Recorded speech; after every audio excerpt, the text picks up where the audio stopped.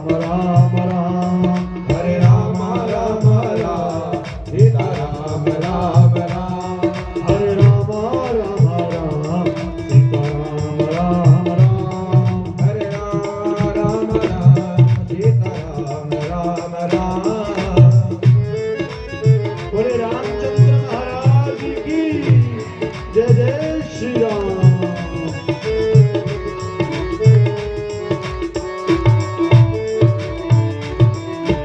बोले श्री श्री राम।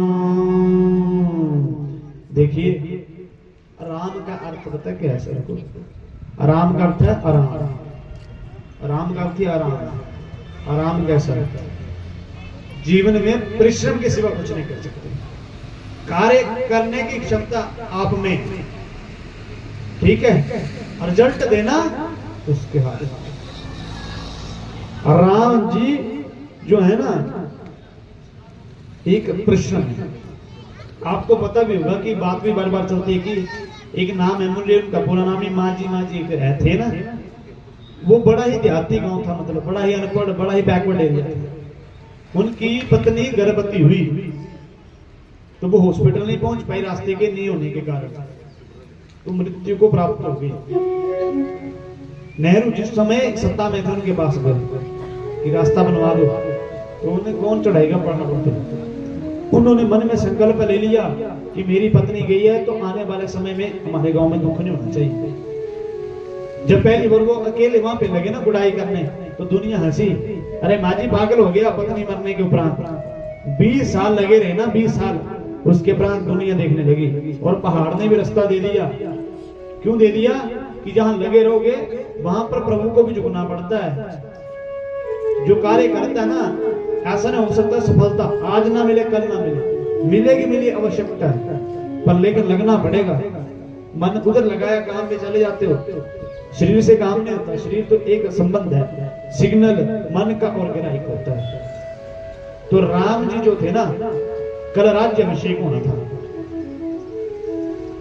एक तरफ राज्य अभिषेक होना था ना, तो दूसरी तरफ क्या हुआ कि महाराज जा करके बुलावा आ गया पिताजी का रात को कि देखो राम जी सुबह निकलना पड़ेगा। उन्होंने दोष नहीं दिया ना माता पिता को, ना ही अपने कर्मों को। जी पिताजी ठीक है, जाना पड़ेगा तो जाएंगे।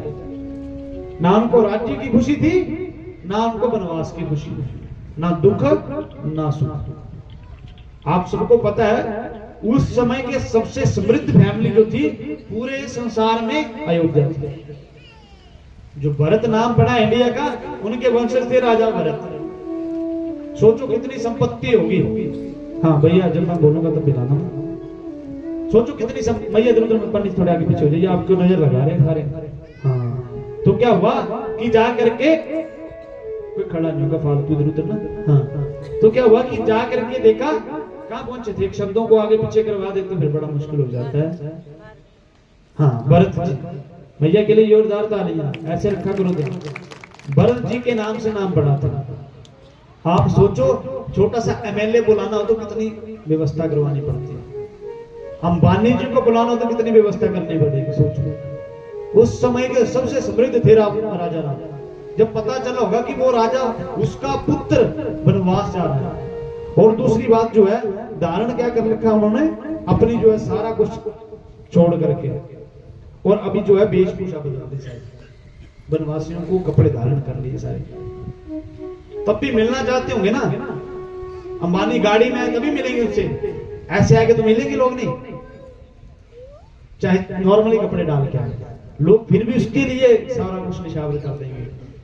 उनको पता है जो निशावर कर रहे उसके आगे धूल है, उसके पास एक मिनट में कितना पैसा बनता है उसको पता नहीं होता। उस समय ऐसी उनकी थी, उनकी उससे भी कई गुना थी पूरे संसार में। जब वनवास में चले गए तो किसी की सहायता नहीं मिली, ना सगे संबंधियों की, ना मामा ताऊओं की, चले गए घर से। और दूसरी बात, जहां से माता सीता का अपहरण हुआ था ना, वहां पर पास में उनका ननिहाल था। किसका? राम जी का। मामा जी के पास नहीं गए, नाना जी के पास नहीं गए, तो रिश्तेदारी तो भारी होगी ना। अगर राम जी इतने बड़े थे तो रिश्तेदारी कितनी भारी होगी। उसके बगल से सीता मैया को उठा करके ले गए, उन्होंने हेल्प नहीं मांगी। जी है राम जी, उनको पता है कि अगर काम करना ना कि धैर्यवान तो राम जी थे। और देखो नाना के पास दौड़ते हुए नहीं कि मैं वनवासी हूं, मैं राम हूं, मैं ऐसा हूं, कुछ नहीं बताया। सोचो।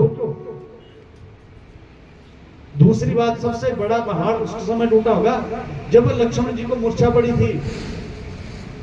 बड़ा भाई लेकर के गया तो लोग क्या कहेंगे, संसार के बारे में सोचने लगे। राम जी है तो भगवान, लेकिन उन्होंने ऐसा कोई काम नहीं किया। आप सोचो कि आपके साथ दो व्यक्ति गए हुए, एक उठा के ले गया, दूसरा मरने की कगार पे बैठा हुआ है। उस समय राम जी को सबसे ज्यादा कष्ट हुआ था जीवन में कि मैं क्या जवाब दूंगा अयोध्या का, मैं राजा, मैं बनवासी बना, माता पिता का तो वो किया, लेकिन मेरा क्या है? मुझे लोग कितने ताने देंगे कि मैं मर जाऊंगा। फिर चलते गए, किसको किसको लिया साथ में, बोलते हैं कि दलितों को, वंचितों को, सामान्य को, वनवासियों को, मलेशियों को, शबरी को, केवल को, केवट को करके साथ इन जैसों का साथ पकड़ा होगा। उन्हें पता था कि वहां धन की जरूरत नहीं पड़ेगी, चालाकों की जरूरत नहीं पड़ेगी, मेरा साथ वही देंगे जो दिल से मेरे साथ चलेंगे। आप किसी की दुआ कमा लो ना, आप बड़े बन जाओगे स्वयं में। हमारे गुरुजी कहते हैं कि जीवन में एक बात याद रख लो, कुछ कमाओ ना कमाओ, बार बार ये कहता हूं कि कुछ किसके लिए कर जाओ कि तुम्हें शांति मिल जाए। आप पैसे कमा रहे हो, आपसे कुछ छीन रहा है, आप अपनी दौड़ कर रहे हो, अपनी सेहत बना रहे हो, कुछ छीन रहा है, लेकिन आपने किसी के लिए कुछ कर दिया तो वो ज्यादा होगा। तो आप सभी नए नए आते हैं तो रोज ही कहते हैं कि सबसे बड़ा जो है ना हमारा शरीर चलाने का, दो चीजें हैं संसार में, एक शरीर और एक अन्न। बाकी सब कुछ मिल जाता है खरीद करके। अन्न की कमी हो जाए तो अन्न नहीं मिलेगा, वस्त्र भी कमी हो जाए तो पुराने डालेंगे। श्वास की, अन्न की और शरीर की बड़ी ज्यादा जरूरत है। अन्नपूर्णा जब भी मिले प्रणाम करके एक रोटी मस्तक पर लगा करके कहीं भी डाल दीजिए। कौन कौन डालता है, रोज हाथ खड़ा करो जब से कथा में आ रहे हो। बाकी मैया सो जाती है घर में। बच्चों को भी बताओ कि ये अन्नपूर्णा मैया है, धन से कुछ भी हो सकता है, लेकिन अन्नपूर्णा की कमी होगी तो घर में कुछ नहीं बचने वाला, कोई नहीं बचेगा, सब मर जाएंगे। बताओ ना, आप बताते हो कि पिज्जा ही सारा कुछ है, गोलगप्पा ही खट्टा है, बाकी खट्टा तो घर में बनता ही नहीं। चाउमीन ही लंबे हैं, बाकी तो कुछ लंबे चावल होते ही नहीं। आप ये बताते बच्चों को तो उनके मन में ये समझ आता है कि चाउमीन से कुछ लंबा होता नहीं, गोलगप्पे से खट्टा कुछ होता ही नहीं। महाराज उनको बताओ कि सारा कुछ खा के पेट नहीं भरेगा, अन्नपूर्णा से ही चलेगा। उसकी बार बार इसलिए कि अन्नदान, अन्न जो है सर्वश्रेष्ठ है। धन से सेवा, धन से किसी काम के लिए, धन कहाँ लगाना चाहिए? भगवान कहते हैं कि धन लगाने के 5 निशान होते हैं।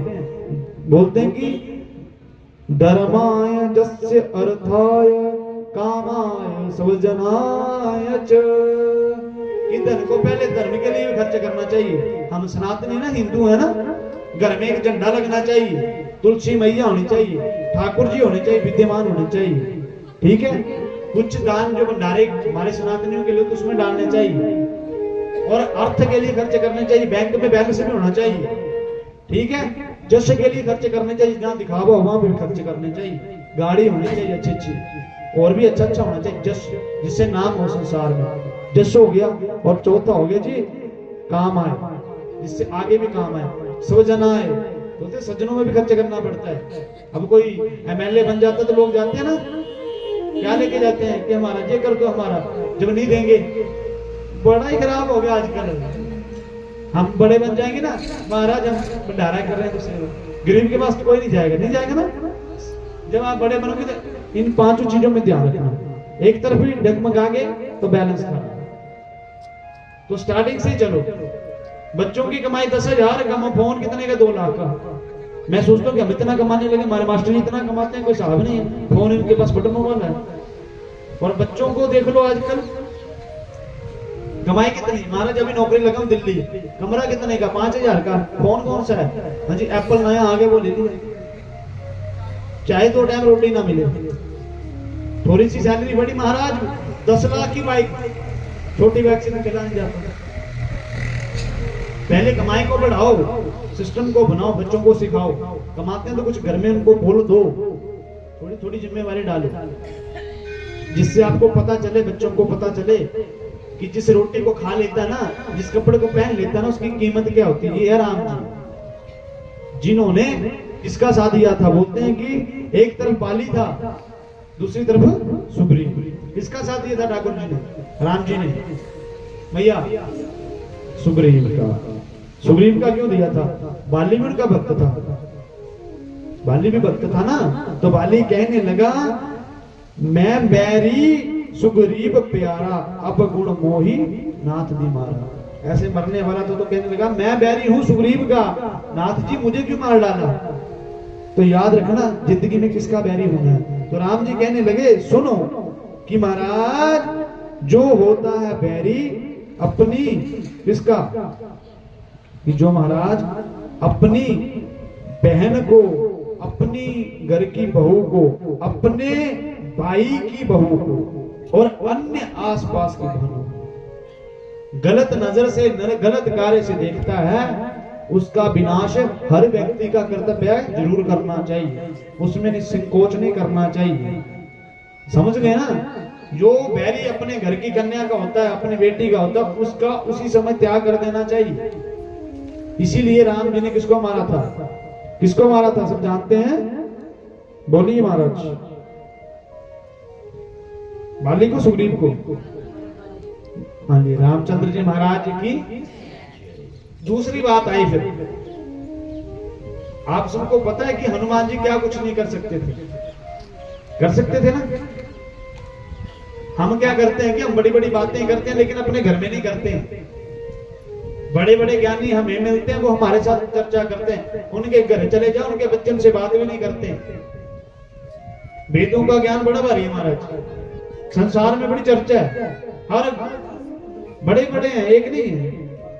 आप सोचो, बात नहीं करनी चाहिए। आपके पास धन है, मैं सच बोल देता हूं, मुझसे रहा नहीं जाता, सही बात बोल रहा हूं। अब जो व्यक्ति फ्री है, समझ गए ना, परिवार से, संसार से रिटायर हो गया, उसको पैसा भी मिल रहा है, उसको रोटी की टेंशन नहीं है, समझ गए ना, पैसा भी आ रहा है।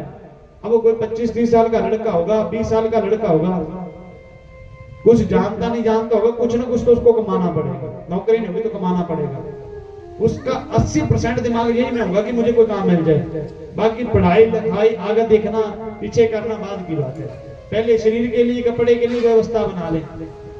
और वो व्यक्ति बिल्कुल फ्री है, वो 4 बातें याद करके ले आएगा, उसको समझाएगा, उसकी आयु भी चली। दूसरा 18 वर्ष का है, उसको पता जमाना कहाँ जा रहा है, मुझे क्या करना है, लेकिन जो दुनिया को समझा रहा है, घर में आग लगी हुई है। ऐसा ज्ञान होना चाहिए। हम भी ऐसा करते हैं, सब बाहर देखते हैं, अपनी तरफ कोई नहीं देखता है। कौन देखता है? रोज अपना एक गुण हाथ खड़ा करो कि शाम को अपनी पूरी लिस्ट बनाता है? कोई नहीं बनाता है। तो आप स्वरूप न करो रावण नहीं हो, क्योंकि वही नहीं देखते अपने आप को, दूसरों को देखते। राम जी ने अपने आप को देखा, राम जी ने पिताजी को नहीं देखा कि मुझे क्या दिया, क्या लिया। सीता मैया को उठा करके ले गए तो वंचितों को पकड़ा, पता कि साथ वही देगा जिसको कोई नहीं पकड़ता। जिसको पकड़ा राम जी ने, उसका आज तक नाम है। ये बात तो कोई भी नहीं जानता होगा। सीता मैया जहां से उठाई थी, उसके बगल में उनके मामा का घर था, नाना का घर था, जानता है कोई? तो याद रखो, आप अमीर हो, आप गरीब हो, आप दानी हो, ये हो वो, कोई नहीं जानते भगवान केवल और केवल भक्ति के प्रसंग को जानते हैं। कल हमने कहा था ना कि मौसम होगा सुहावना जब जन्म उत्सव होगा, तो कल से थोड़ी थोड़ी छटा भी बढ़ेगी। अभी देखना थोड़ी देर बाद क्या होगा, राम जाने, शाम जी जाने, ऐसा तो अवश्य होता है। 3 दिन बना गया ना जून, अब पता नहीं क्या बनेगा दिसंबर की, जून ठाकुर ने जाने। जून बना रहे तो अच्छा हमारा, नहीं तो माताएं कांपना शुरू कर देंगे। फिर क्या हुआ कि राम जी ने क्या किया, हनुमान जी को भेज दिया। सुनो, राम जी ने कोई खर्चा नहीं किया।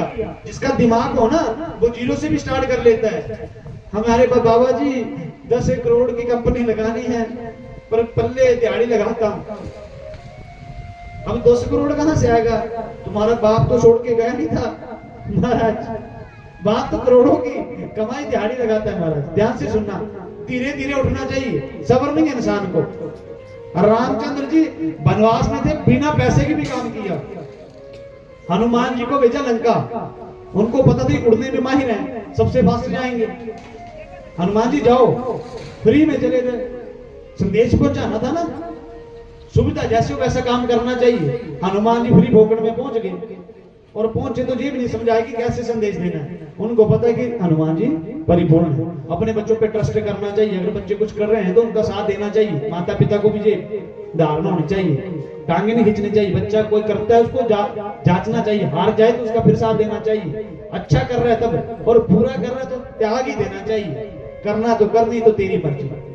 लेकिन एक बच्चे हैं तो संभाल जाओगे तभी उसको पकड़ पाओगे, छोड़ पाओगे, नहीं तो 18 के बाद वो नहीं पूछने वाला। पूछता है कोई? अपनी मर्जी करेगा। जो मकान और गाड़ियां लगाएंगे वो किसी काम के नहीं रहेंगे।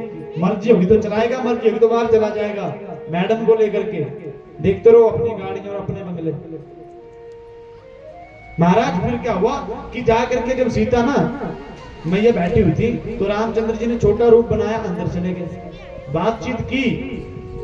और फोकट में कितने चालाक थे राम जी। अब देखा कि अंगूठी थी, पता कि जब सीता मैया होगी तो उनके पास ही होगी, वापस भी ले लेंगे। सोने की अंगूठी दे दी और जाकर के क्या सीता मैया को दे देना, और वो भी अपनी पत्नी के पास चली गई। राम जी को पता था कि पत्नी एक जगह रहेगी, मैं तो जंगलों जंगलों में घूमूंगा, क्या पता गुम हो जाए। और पत्नी यहाँ सोना गुम होने देती है मैया। सोने की अंगूठी भी तिजोरी में पहुंच गई, हनुमान जी भी फोकट में पहुंच गए। और जा करके देखो अब कैसे काम होता आगे।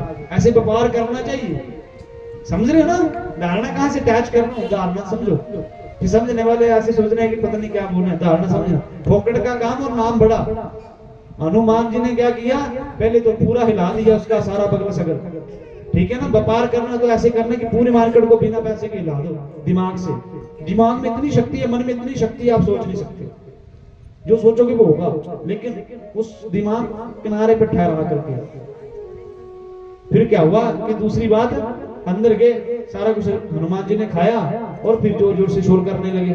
अब पता था कि राम ना, हनुमान जी भी राम जी के भक्त। अब रावण ना कुछ कहलाए तो 2-4 दिन तो रह लेंगे माता सीता के साथ, और 2-4 दिन में जो निपटारा करना होगा कर लेंगे। हनुमान जी पकड़ करके ले गए। हनुमान जी थक गए थे, इतनी दूर की सैर करके आए थे, वो भी भक्त राम जी के। अब थोड़ा सा देखा, आगे पकड़ने वाले पकड़ करके ले गए महाराज, सेवा होने लगी हनुमान जी की।